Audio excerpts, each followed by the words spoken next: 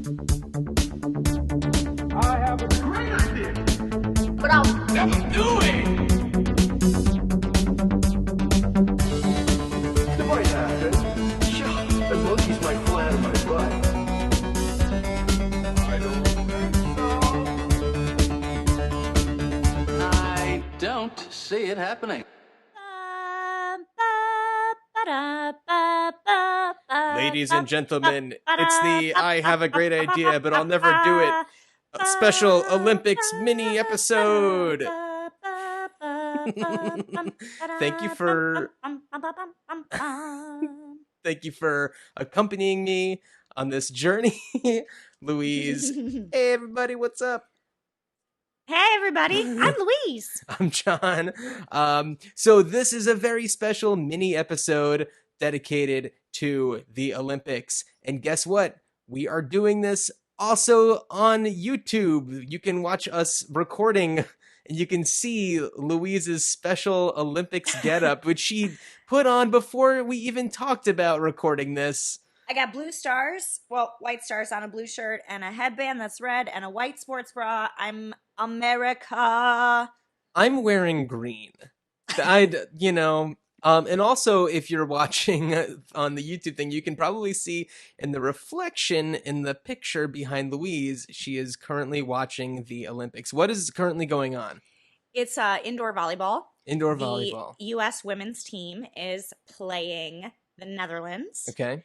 And what recently just happened was a fly camera on a cable. Which are incredible. I love those. Which are incredible. Just hit a volleyball. Are you kidding me? Yeah, it didn't hit a volleyball. The volleyball hit it. But regulation is 30 feet. Because if you are playing indoor volleyball and you happen to hit the ceiling or the Jumbotron, it's out of bounds. Like, no can do. And they won't go for that. No can do. No can do. So that's my favorite part of that song. I love that song. It's a great song.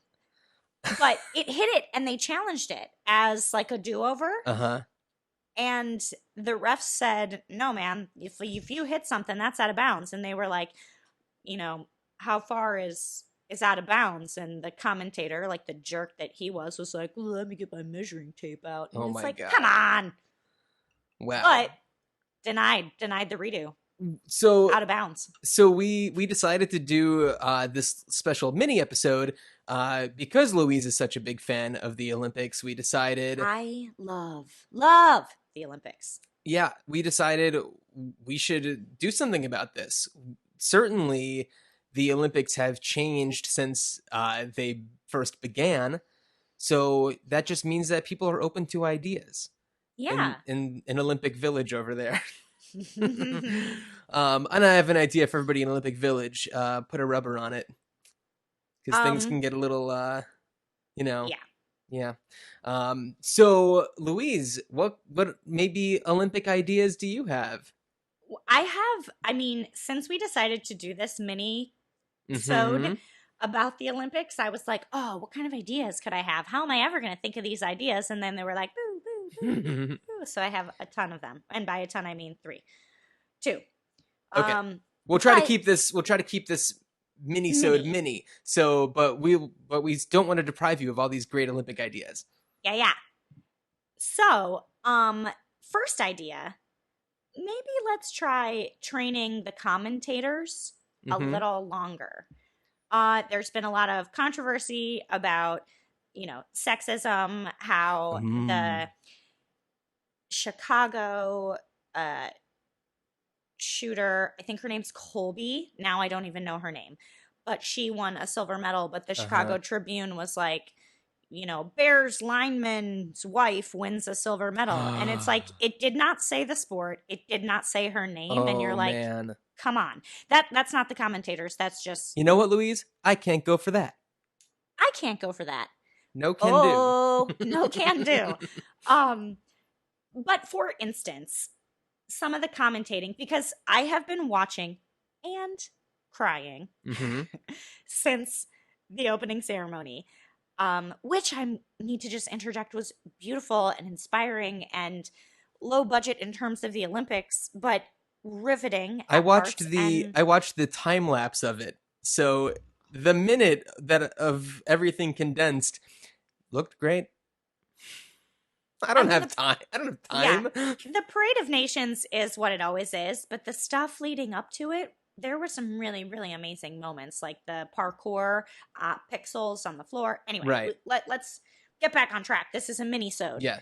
The commentators would say things like not even sentences. And I don't have the transcript in front of me, but if memory serves from Friday evening, Mhm. this is what I heard. The athletes, as they watch the projections on the stadium floor, representing the conflict of the colonization of their history. And I'm like, but that's not a sentence. That didn't make any sense. Someone needed some extra training. Uh-huh. Or there was this really amazing moment too where and I can't really remember the context and someone's going to tell me, but there was, this is her second Olympics and I don't think she's going to have a problem pronouncing Caprinia. And you're like, "Oh, the commentators are wasted." They're like, "This is going to be a long night. Give us another Caprinia." Like that's something like do you know what a Caprinia is? No.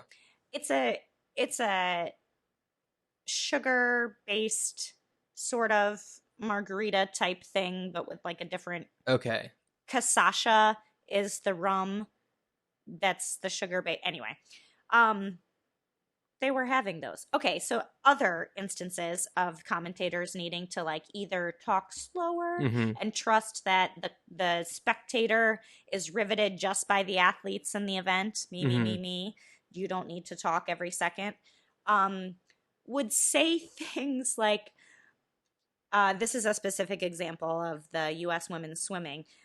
Both Ledecky and Dorado, strong freestyle swimmers, it will be tough to just choose one. If there's even a choice to make. And you're like, choose? Yeah, nobody's for choosing. What? They're on the same team. Yeah. And the clock doesn't lie. They're going to swim. They're going to swim fast. Like, choose. Get out of here. I guess. Leave. Are they can't go for that. No can do. Are they choosing their favorites? What exactly is happening over there? Down there. I mean. Right. I don't know. And then my third and favorite was just today as I was watching the volleyball. I'm pointing that way, but you guys see it that way. Was the commentator just without any kind of segue into it was like, well, they say that people look like their dogs and teams behave like their coaches. What? You didn't even need to say the first part. Have you seen Best in Show? Of course. Of course. So it's almost like Fred Willard's character who's doing the commentary, and it's just like he has no idea what he's talking about. Like at one point he's like talking about the one dog that has like the long like hair / fur, and he's like, it looks like it was spun by like a giant spider, like the hair so silky. Anyway, so that's what it's kind of reminding me of. Hilarious. So okay, so the first I have another idea if you have one, go for it. Well, I mean, so the idea is basically to not be sexist and to think before you speak. Simple Cool. concepts. Although part of me is like, maybe they don't have any training. Maybe they're just like, I used to be a competitive swimmer and now NBC called me up and they're like, do you think you could talk about swimming? And they're like, yeah, I can talk about swimming. But then they're like, holy crap, I got to talk for this long. And they start just to get really nervous and in their heads. So maybe any kind of training. Yeah, just cool. A little bit of training. I mean, go on Wikipedia and just like search swimming and like rattle off some poorly cited facts. Yeah, I mean, or zip it. Yeah. I'm watching. Oh my God. Yeah, some of the commentary. Sometimes, okay, so I've been watching a lot of it through the like NBC Sports app where there's like no commentary.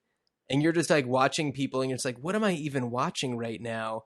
Because you can just select like, oh, I want to watch X, Y, and Z. And then you put it on and it's just people like, I wanted to watch some ping pong table Yes. tennis. Sorry, is ping pong insensitive? I don't know. Table tennis. And it was fascinating, but it's like, what is even happening right now? I could use a little bit of commentary. So I guess an idea could be throw some commentary on everything. Throw some of Because, that. I guess it's, it's not possible to televise everything that's happening there. There's so much going on. But I would love to know what was going on. Right.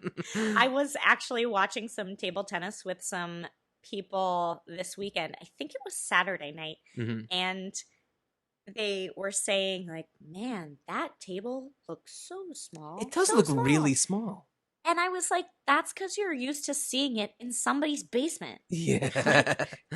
Right now, it's in like a really weird space, and there's people watching, and it looks so small, but it's probably the same size. Well, that would be really fun if instead of it just being like regular table tennis, this is Olympic table tennis here. Like when you talk about Olympic-sized swimming pools, they're like huge, but Olympic-sized table tennis tables, they could be smaller. Or it could start off regular, and the further along you get, the table gets smaller. This is like, we've invented a new sport. Right? Yeah, table extreme tennis. competitive table tennis. Mm-hmm. We gotta Um, adapt. yeah, come on, get with the times, people. We're making things smaller all the time. Let's get with it.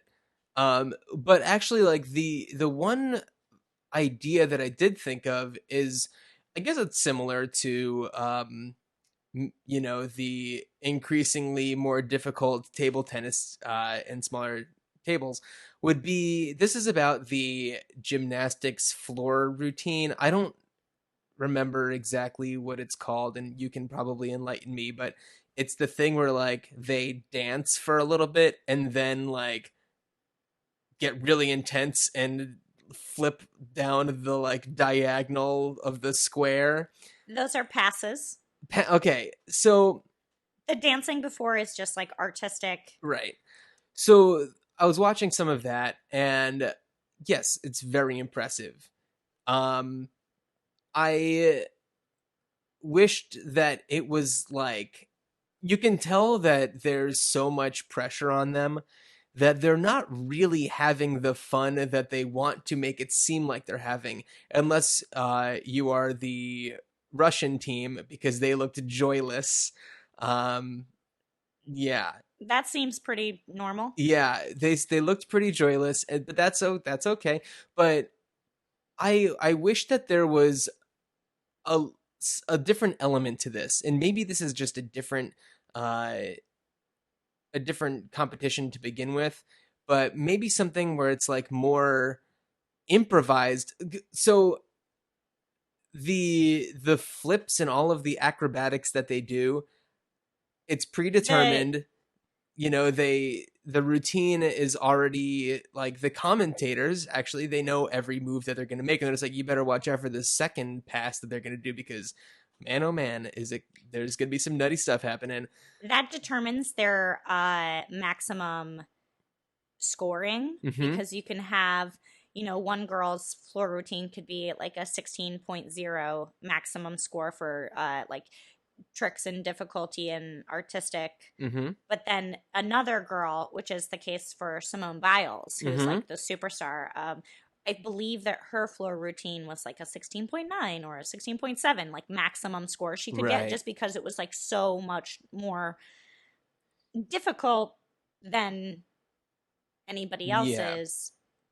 So they have the routines on the paper. You just wish it would flow differently, or you wish there was like a technique, an artistic, and a fun factor. Well, the fun factor I think would be cool, but I'm thinking like maybe aside from this, there should be another competition where the stakes are raised and things have to get a little more improvised, where maybe they have to try to stick to their routine that everybody knows about, except there's like one part of the floor that moves around that nobody knows where it's going to be, that's just going to like balloon up and shoot them into the air, and they have to make the most out of it. That doesn't sound dangerous at all. These are Olympic gymnasts. If anybody can do it, it's them. That's true. Yeah. Cat-like reflex score ability. So I want to see like what would happen if, when they least expect it, which probably is they're always expecting it, but once they get launched into the air, what do they do with that time? What do they do? Like, how do they flip around? How can they, dazzle us when they're surprised the most? I was almost going to say, like, they're professionals, but technically they're not professionals because they're children. Then they can't compete. Well, that's true. More specifically, like, if you're a professional, you're done. Yeah, so they're children, and the way I see it is like the Olympics, this is the best of the best from every nation and everything, and the way that I imagine a lot of these performances, it's like, well, how are you going to adapt this into something in the real world? So, like, I'm thinking you are part of an elite task force or whatever, and you are, like, running, trying to, like, save the world. You are running down this thing trying to save the world. You are dodging all these crazy things going on, and then all of a sudden, like, you jump up on a car to get onto the top of a building, and the car explodes and it launches you into the air. You have to still get to like whatever you're trying to do, and looking like a star. Yeah, like we're living in a time where the Marvel Cinematic Universe is making more money than every one of those nations combined, like than everything that they have in their treasury. So we want to make sure that you can like spin around in the air and like land perfectly and just like dazzle everybody and land it. Added like pyrotechnics. Like you can do your routine, but you got to flip through this like burning. Right. That would be cool. Another thing that I think would really help this floor routine situation is like, okay, I'm watching it and it's like I'm looking at somebody's like high school gym where it's just like this elevated mat on the floor, and then there's bleachers where it looks like there's like nobody there. It's like, get a backdrop, project something cool on it. Right? Okay. I see. This is, by the way, I am not like an Olympic watcher. Oh. Yeah, I just feel like there's so many events and the scheduling is so difficult to understand, and then I'm not going to make some sort of comment about Brazil or the leading up to it, but maybe more people would have bought tickets and come to said events had things been different, or public transportation, or I have visited Brazil twice, and Americans need a special visa. So maybe it's a situation where a bunch of Americans would have come, but their visas did not get approved in time, or I mean, a million things that could have gone wrong. But I agree, like, make it seem, or project, something that the competitors don't see, but we see. Like, just throw up a McDonald's holographic ad, or like a Coca-Cola. Sell that shit. Make some money. Or just like project the nation's flag behind them. Oh, yeah. Just like waving around. CGI that in so the spectators at home see it, but the people there don't. Sure, you can CGI in the line that shows where the world record swimmer went, but you can't CGI in a flag. Just speaking of a flag, and this is a complete non sequitur. Have you seen Robin Williams' little routine where he embodies the flag?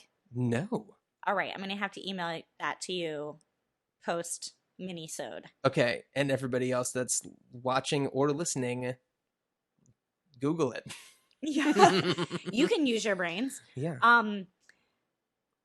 I like it. Okay. A projection, an audience projection. I like it. You know, it's just like, as somebody who isn't inclined to watch the Olympics, I want something that appeals to me. I need a, you know, I don't know. It's just hard for me to get into. Projections appeal to you. Well, it could be something as simple as that because it just looks depressing as is. Right. These people basically sacrificed their childhood to be here. Let's make it a little less depressing. I think so. I mean, at least for certain events, because some of the other ones look a lot more vibrant, such as the swimming competitions. There's a lot more going on there. I don't know. It just looks a little dreary. It's like, what am I watching right now? What is this person doing in this like depressing warehouse? Do we need to go in and help them? But they're the Avengers. They can, you know, get out of there if the place goes to hell. Mm-hmm. Okay, moving on. Segue into a second idea. I know I'm getting really good at these weird, random happenstance segues. One of my ideas for the Olympics, or even just the U.S. team, I don't know, to help us out, if you've got a favorite football team, if you've got a favorite baseball team, you can get some merch. You can get a hat. You can get a jersey. Mm-hmm. I would like to see available fan leotards. I'm talking bedazzled. And then I want to see like hashtag USA Gym or whatever the gymnastics hashtag is. People sitting on couches, watching the thing, everybody in leotards. Okay. That's what I would like to see. I've never worn a leotard. It doesn't mean you can't, though. Well, no, I'm just saying, are they comfortable? I've worn a lot of leotards. Okay. There are ones more comfortable than others. Okay. But this is about supporting your team. Well, okay. Let's talk about this. So, like, a jersey, football jerseys, you know, they're hockey jerseys. They're loose fitting. They're made of mesh. They are probably the most comfortable things on the planet. They are just loose fitting. You can be whatever shape like you are, and it doesn't matter. It's a muumuu. So what if it is some sort of comfortable jersey, maybe not the shape of a football or hockey jersey, or just some sort of shirt that just has a picture of the leotard on it. It's like one of those like t-shirts that you buy in Key West where it's a white t-shirt, but you've got the body of the person. Exactly. With, like the neck and like the bikini top. Yeah. That to me seems a lot more comfortable and hilarious than actually wearing a leotard. I mean, if you can pull off a leotard and it makes you comfortable, go for it. I just think it could also be hilarious for a bunch of civilians, not Olympic athletes, to try to squeeze into them. Right. And the spandex stretches. All I'm saying is, I want one. And it was the most like wonderful moment when I saw the girls come out to do their prelims. I think it was trials or preliminary to see who would advance to all-around individual competition. And they walked out in their Under Armour, like bedazzled Swarovski crystal leotards. And I was like, oh, their leotards are beautiful. I want one. Well, that made me think of another thing. The whole preliminary, you know, those trials and everything before you get to the like actual, if you win this, you win a medal, like that one. I was oftentimes very confused as somebody who is not inclined to typically watch the Olympics. I wasn't sure, like, is this the one? Is this the one? No. It's the one after this that's going to happen in like 2 hours or whatever. It's like, oh, so I have to watch a whole bunch of other garbage that I don't care about. Don't roll your eyes. I was like, the Olympics is not built for you. I know. I'm very proud of everybody who has made it to the Olympics, and you're all doing wonderfully, and congratulations. USA. Or whatever country you may be rooting for. Look, there are 2 times, and 2 times only, in my brain, where you're allowed to be, like, over-the-top patriotic. First time, 4th of July. Second time, Olympics. Every other time, you're probably trailer. Okay. That's me just making a snap judgment. Okay. Also, because I love my country, but sometimes I'm like, ugh, don't put that flag on your car. Okay. I don't know. So I'm really excited! Right. So there are 2 times a year where for you, those colors don't run. And for everybody else... No, not 2 times a year. Oh, sorry. 2 times in general, not a year. One time a year... The Olympics comes every 4. One time well, 2, yeah. Every 2 for winter. Yeah, okay. So 1 time a year at least. At least. Okay, we'll just say that. Well, I mean, when I was watching Canada versus United States volleyball, I was like, kind of like Canada for this one. You do live in the Pacific Northwest. Well, but that has nothing to do with it. You're close to Canada. That has nothing to do with it. It had more to do with the fact that I was just like, all right, I feel like Americans play volleyball so much. It's like, okay, we get it. You play volleyball. But Canadians, you never hear of Canadians really playing volleyball. So I'm like, yeah, you go for it, Canada. Play volleyball. I get it. It's like the Jamaican bobsled syndrome. It's exactly the Jamaican bobsled syndrome. Yeah.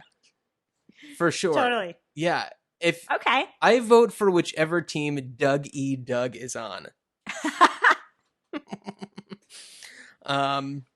Which, by the way, Doug E. Doug, if you're out there, haven't seen you in a while, buddy. What you been doing? Trying to qualify. Yeah. So, which would be great. I'd love to see it. Or commentate. That would be great. I remember him. He had a great voice. He was able to speak fast and fun, like in the movie Class Act as Popsicle. He was great. This is a mini episode, so we're gonna wrap things up. A special Olympic mini episode. So we're gonna try to do these every now and then. So thank you for listening and watching, and stay tuned for our next full episode where we're gonna have a voicemail that just came in, and we're gonna have a response from Louise's mom. Yeah, that's right. If you listened to our last episode, we put a call out there because Louise might have said some things that her mom may not agree with. Or I may have hit it right on the nose. Well, you don't know yet, but she emailed us. So stay tuned for the next episode.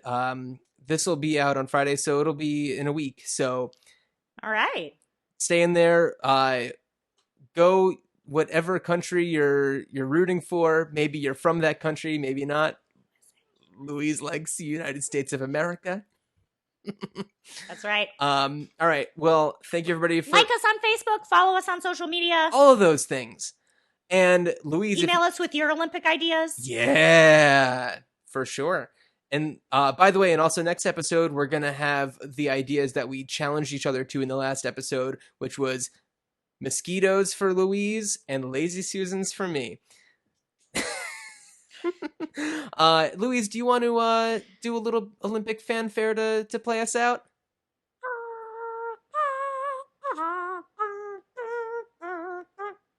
All right, thanks for listening. Goodbye, everybody. I